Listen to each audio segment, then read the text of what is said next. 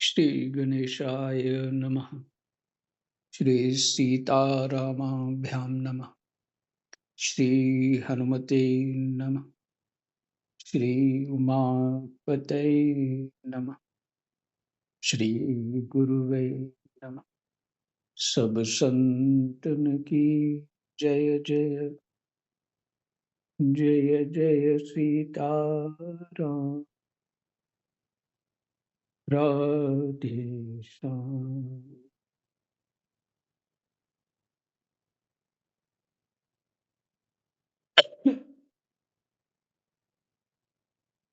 दशम स्कंध 37वां अध्याय।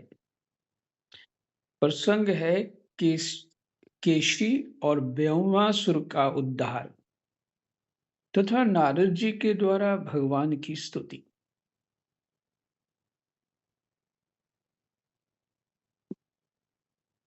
श्री सुखदेव जी कहते हैं, परीक्षित, कंस ने जिस केशी नामक दैत्य को भेजा था वह बड़े भारी घोड़े के रूप में मन के समान वेग से दौड़ता हुआ ब्रज में आया।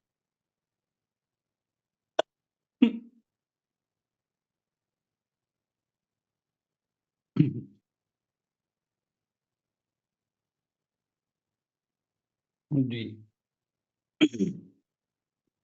कृष्णाय वासुदेवाय हरे परमात्मने प्रणतक्लेशनाशाय गोविन्दाय नमो नमः।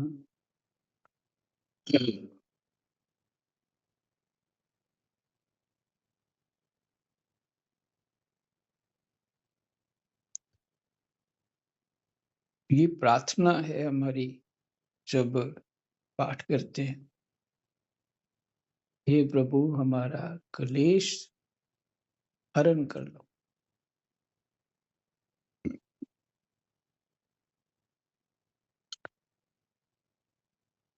और भागवत जी क्लेश हरण करती है, हर तरह का क्लेश। हे राम। श्री सुखदेव जी कहते हैं, परीक्षित, कंस ने जिस केशी नामक दैत्य को भेजा था वह बड़े भारी घोड़े के रूप में मन के समान वेग से दौड़ता हुआ ब्रज में आया। वह अपनी टापों से धरती खोदता आ रहा था। उसकी गर्दन के चितराए हुए बालों के झटके से आकाश के बादल और विमानों की भीड़ तितर बितर हो रही थी।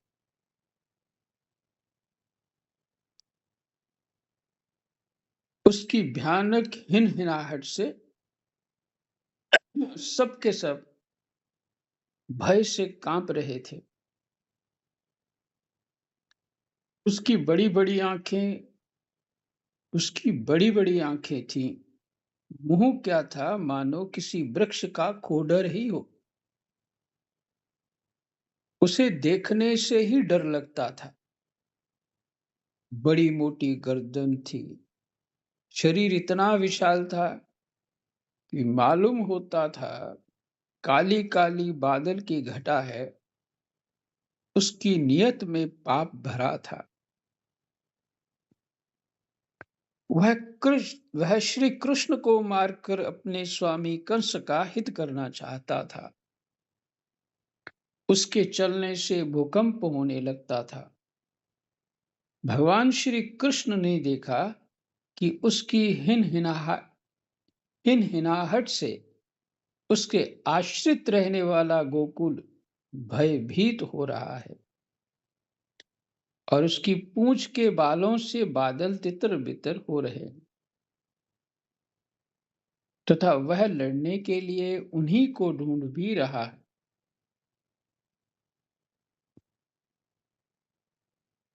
तब वे बढ़कर उसके सामने आ गए।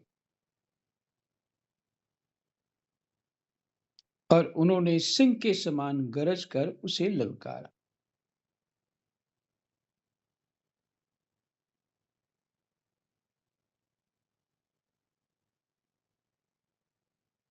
भगवान को सामने आया देख वह और भी चिढ़ गया तथा उनकी ओर इस प्रकार मुंह फैलाकर दौड़ा मानो आकाश को पी जाएगा। परीक्षित, सचमुच केशी का वेग बड़ा प्रचंड था। उस पर विजय पाना तो कठिन ही था। उसे पकड़ लेना भी आसान नहीं था।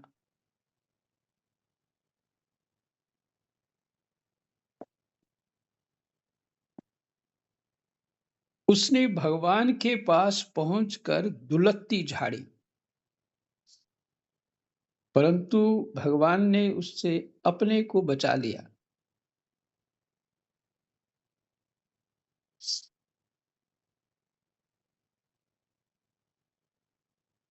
कोई एक बाबा ना इस बात पे बोलते थे, ऐसी कोई बात होती घटना पता नहीं, उससे चले ना चोरी चारी, ऐसा कुछ बोलते थे। कोई ऐसा कहावत होती है कुछ इस तरह से, चले ना चोरी चारी, मतलब भगवान तो हृदय में ना, उसी के हृदय में है। जो वो सोचेगा पहले भगवान को पता लगेगा। और बुद्धि का बल भी भगवान है उसकी, बुद्धि का बल, शरीर का बल, सब बल भगवान है।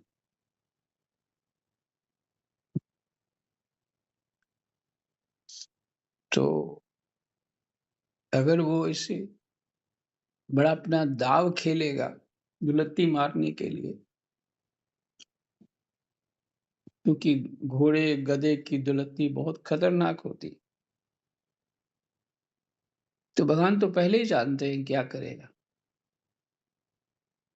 परंतु भगवान ने उससे अपने को बचा लिया।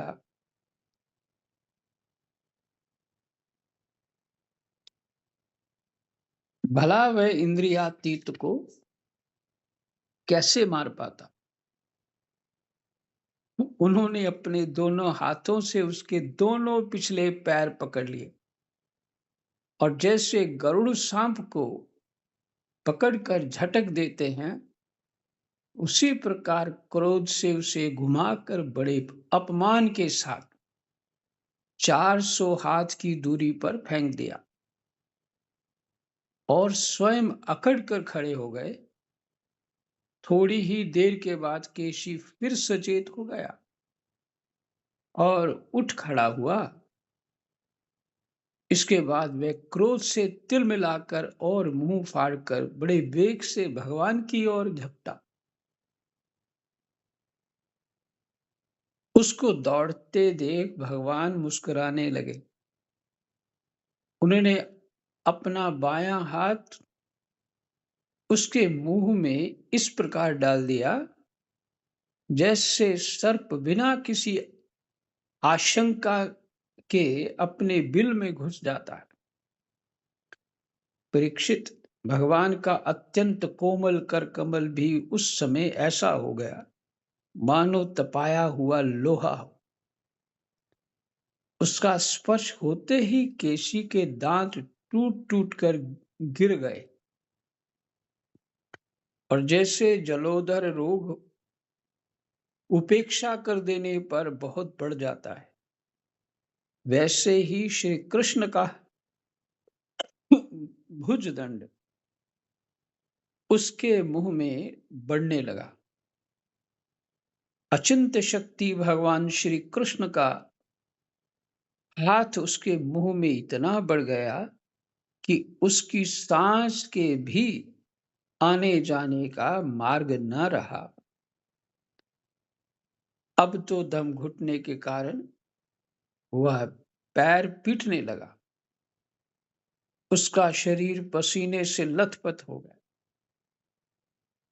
आंखों की पुतली उलट गई।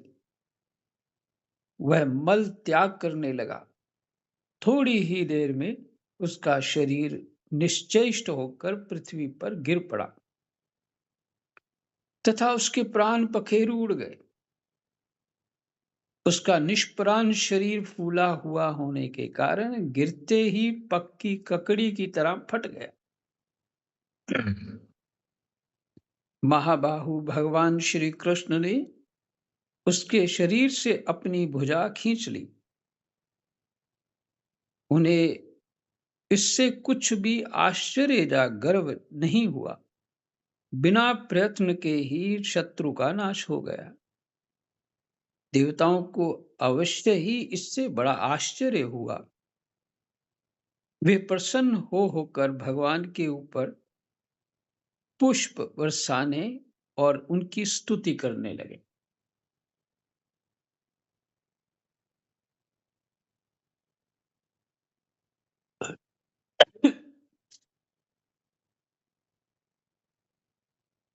परीक्षित, देवर्षि नारद जी भगवान के परम प्रेमी और समस्त जीवों के सच्चे हितैषी हैं।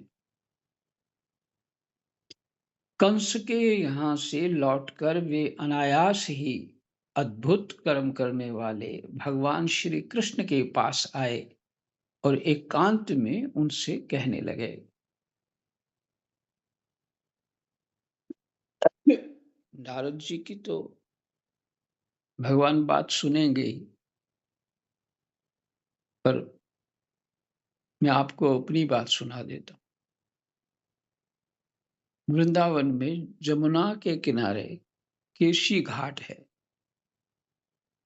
उस केशी नाम के जो जो भी था, दैत्य था के राक्षस था, उसके नाम से बना हुआ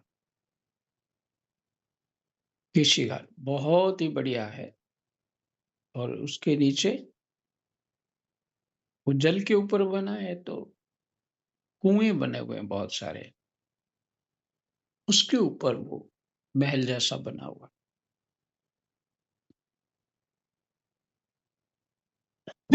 केशी घाट। देखिए, एक विचार करने वाली बात है।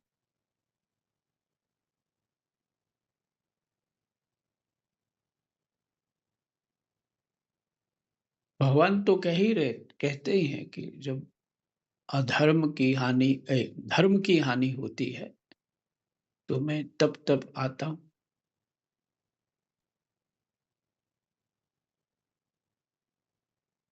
तो इससे ये लगता है कि भगवान थे तब भी इतने कष्ट थे। लगता है म्यूट हो गए। हम्म। जय जय सीताराम, राधे श्याम। तो अधर्म जो है, तो अधर्म से ही कलेश होता है जीव को। और ये कह रहा था कि भगवान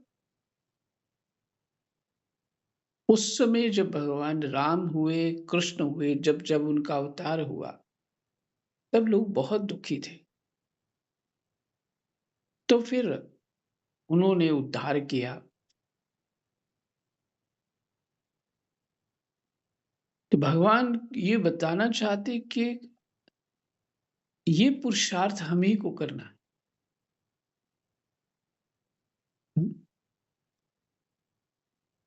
किसी के भरोसे नहीं बैठना है।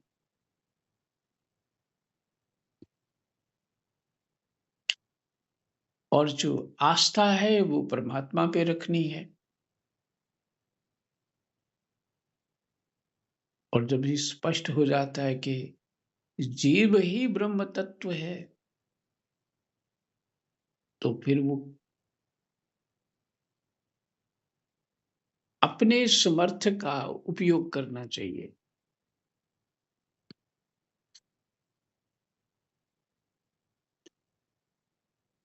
तो भगवान इस खेल में, जो जगत रूपी खेल है, जो अज्ञान से संसार उत्पन्न हुआ है, उसमें हमें अपने धर्म को पक्का करना है। साधना रूपी संस्कार को पक्का करना है।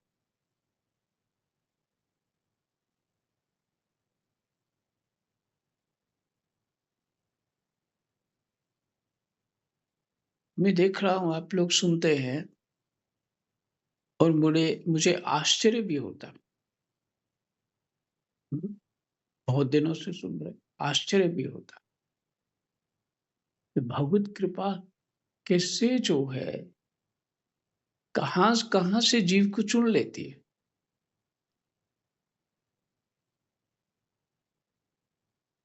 ये आश्चर्य होता है मेरे।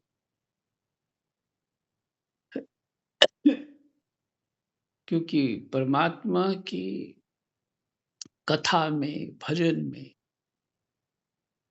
और सत्कर्म में सात्विक बुद्धि जीव ही प्रवेश कर पाता है। रजोगुनी चंचल हो जाता है। अच्छा भी करते हैं, अच्छा भी करते हैं। पता है, स्वतः ही उसने निर्णय किया होता है, पता है सब मुझे भजन ही करना है, सार यही है। फिर भी थोड़ा ये काम है, निपटा लेते हैं। तो उसमें फिर वो स्लिप हो जाता है। ऊँचे चढ़कर भी स्लिप हो जाता है वो।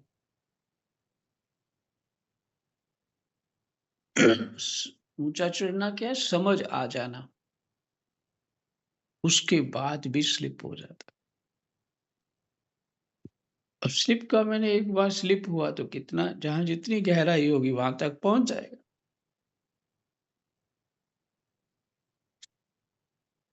ये भगवत कृपा है।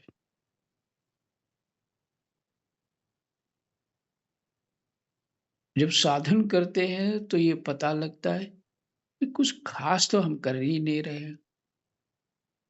ऐसे ही थोड़ा बहुत चल हो रहा है, पर जो होना चाहिए वैसा नहीं हो रहा है, ऐसे लगता है। और जब कभी साधन छूटेगा लंबी देर तब समझ में आएगा, साधन का क्या प्रभाव था, तब समझ में आएगा। वो सुख, उस साधन की स्मृतियाँ जब याद आए, तब स्वतः ही समझ आएगा कि भगवान की अद्भुत कृपा रही।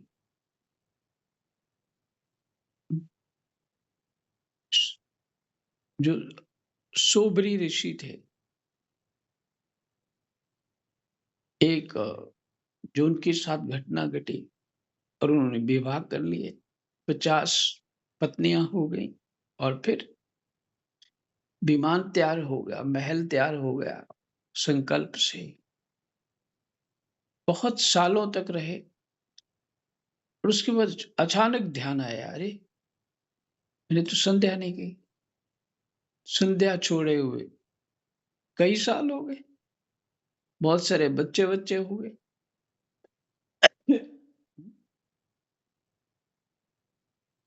तो अपनी वो स्मृति आई, अरे! मैं किस सुख में था और ये किस क्लेश में पड़ गया मैं। छोड़ दिया सब कुछ।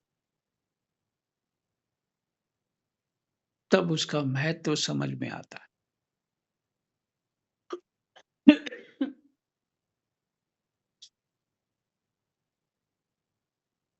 और कृष्ण अवतार हुआ, भगवान तो निवारण कर ही रहे हैं। जीव के कलेशों का निवारण कर ही रहे। रामावतार में भी किया और जो संतों के भी अवतार होते, वो भी भगवत स्वरूप हैं। हुँ, बड़े-बड़े महापुरुष हुए, उन्होंने भजन साधन सिखाया, अपना जीवन वैसा रखा जैसे साधक का होना चाहिए और फिर चले गए।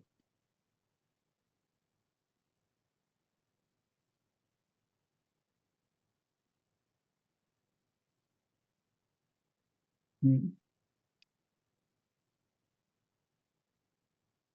तो कलेश तो रहेगा, कहने की बात ये है कि कलेश तो रहेगा ही, सुख-दुःख रहेगा ही, ये शरीर का फल है। पीछे आप सुन चुके हैं। शरीर रूपी पेड़ पे दो ही फल होते हैं, सुख और दुख। उसका सबसे बड़ा कारण गीता जी में स्पष्ट रूप से कह दिया, मन ही उसका कारण है।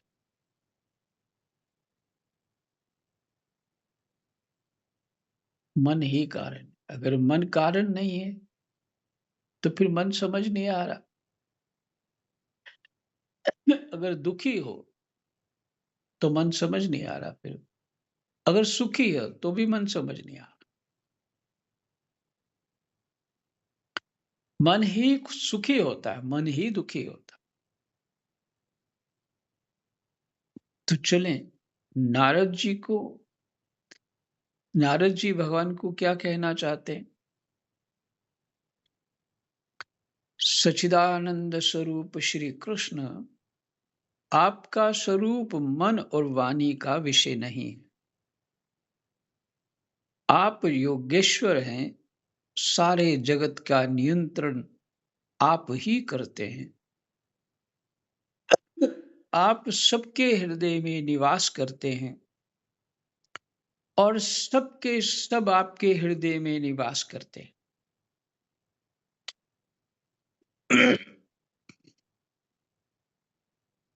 फिर से सुनने योग्य बात है, आप योगेश्वर हैं, सारे जगत के नियंत्रण आप ही करते हैं। आप सबके हृदय में निवास करते हैं और सबके सब आपके हृदय में निवास करते हैं।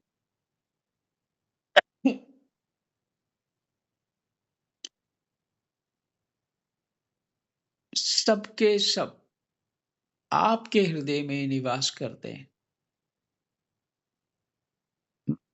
कैसे? थोड़ा सा दृश्य मैं दिखाना चाहूंगा आपको, फिर समझ में आएगा। ये नारद जी कह रहे हैं और यही नारद जी कंस को कह रहे थे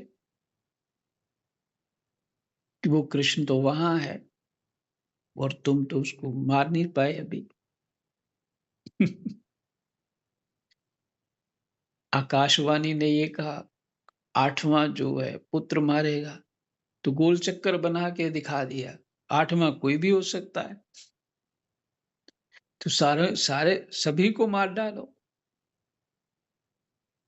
ये कौन कर रहा है? ये नारद जी तो सब उसको बहका रहे हैं।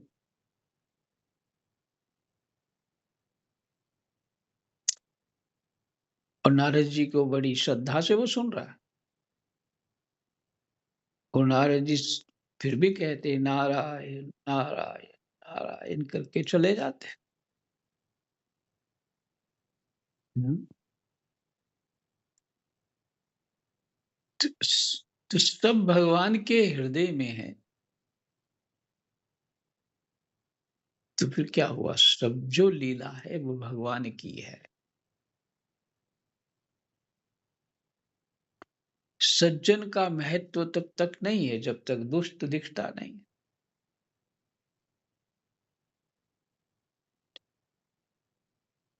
हम्म। तो जितने बड़े बड़े असुर लोग डर रहे थे उनसे, और भगवान आराम से मारते जा रहे थे, है ना? सब भगवान के हृदय में है। और भगवान सबके हृदय में है। अब कहो, किसी को भला है तू, बुरा है तू, अच्छा है तू, करो राग द्वेष, किससे करोगे? नहीं कर पाएंगे। समझ आने पे उस परमात्मा की लीला ही जगत रूप दिखेगा। अज्ञान से ही संसार दिख रहा। चलो आगे बढ़ते हैं। आप सबके हृदय में निवास करते हैं और सबके सब आपके हृदय में निवास करते हैं। आप भक्तों के एकमात्र वांछनीय यदुवंश शिरोमणि और हमारे स्वामी हैं। जैसे एक ही अग्नि सभी लकड़ियों में व्याप्त रहती है, वैसे एक ही आप समस्त प्राणियों के आत्मा हैं।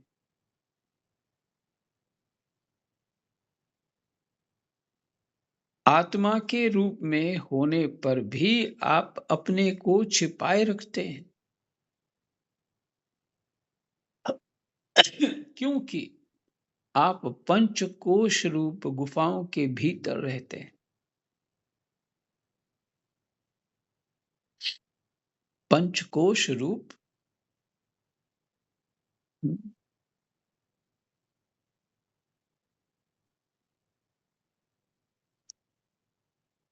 तो आपको पता ही होगा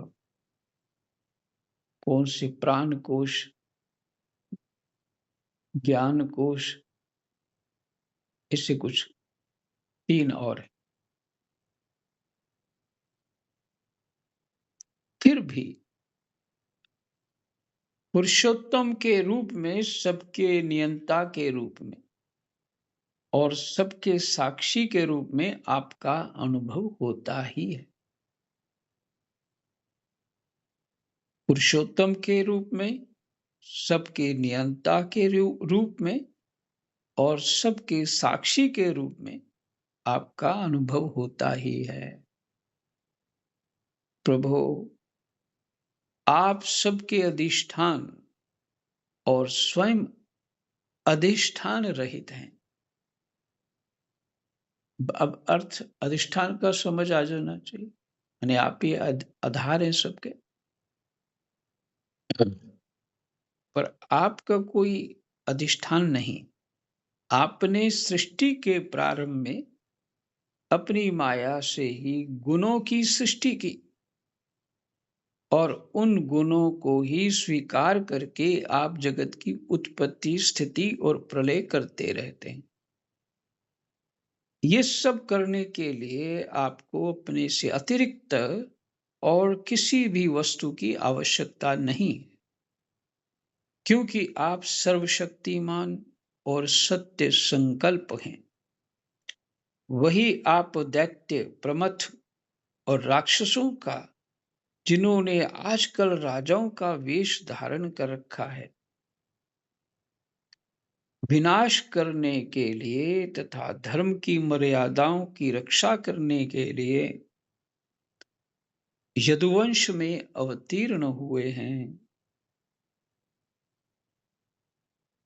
फिर से वही आप दैत्य, प्रमथ और राक्षसों का, जिन्होंने आजकल राजाओं का वेश धारण कर रखा है, विनाश करने के लिए तथा धर्म की मर्यादाओं की रक्षा करने के लिए यदुवंश में अवतीर्ण हुए हैं। यह बड़े आनंद की बात है कि आपने खेल ही खेल में घोड़े के रूप में रहने वाले इस केशी दैत्य को मार डाला।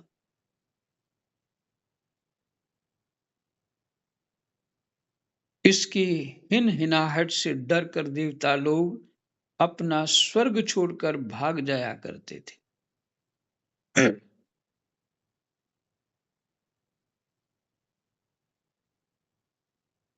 प्रभु, अब परसों में आपके हाथों चानूर मुष्टिक दूसरे पहलवान कुबलिया पीड़ हाथी और स्वयं कंस को भी मरते देखूंगा। उसके बाद शंखासुर, काल यवन, मुर और नरकासुर का वध देखूंगा।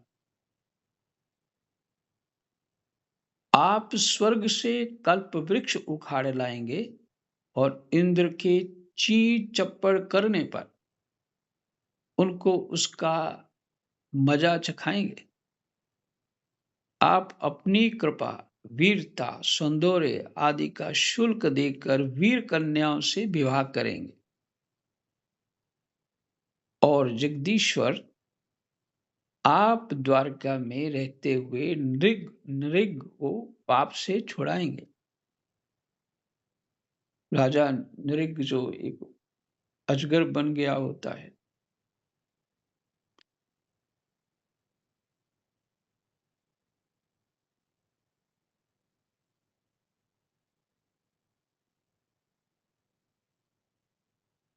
ये ये नारद जी कह रहे हैं।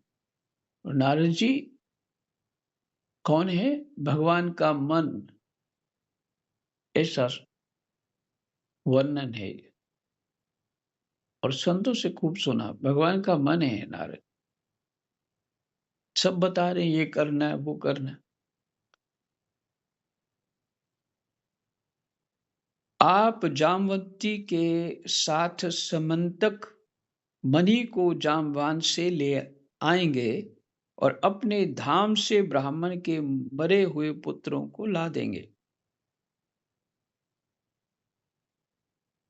अपने धाम से ब्राह्मण के मरे हुए पुत्रों को ला देंगे। इसके पश्चात आप पौंड्रक मिथ्या वासुदेव का वध करेंगे, काशीपुरी को जला देंगे, युधिष्ठिर के राजसूय यज्ञ में चेदी राज शिशुपाल को और वहां से लौटते समय उसके मौसेरे भाई दंतवक्त्र को नष्ट करेंगे। प्रभु, द्वारका में निवास करते समय आप और भी बहुत से पराक्रम प्रकट करेंगे, जिन्हें पृथ्वी के बड़े बड़े ज्ञानी और प्रतिभाशील पुरुष आगे चलकर गाएंगे। मैं वह सब देखूंगा। इसके बाद आप पृथ्वी का भार उतारने के लिए काल रूप से अर्जुन के सारथी बनेंगे और अनेक अक्षौनी सेना का संहार करेंगे। यह सब मैं अपनी आंखों से देखूंगा।